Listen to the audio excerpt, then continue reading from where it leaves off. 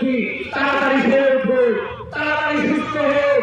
যখন আমার দেশের নেত্রী প্রিয় নেত্রী খালেদা জিয়া সুস্থ হবে, তখন আমরা আবারও নতুন ভাবে শক্তি পাবো, নতুন ভাবে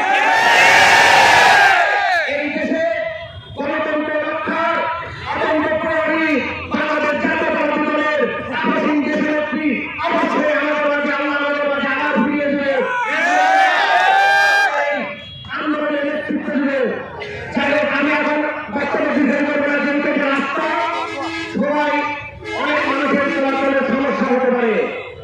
আমরা এখন আমাদের প্রিয় নেত্রীর জন্য দোয়া করবো, আল্লাহর দরবারে আমরা অনুরোধ করবো আল্লাহ যেন আমাদের প্রিয় নেত্রীকে দ্রুত সুস্থ প্রদান করে। আর আমার কথা বললাম, আমি আবারও বলছি, তার আগে কোনো আন্দোলন নয়, আমরা আন্দোলন শেষ করে ফেলছি, আর নতুন আন্দোলনে আমরা যাবো।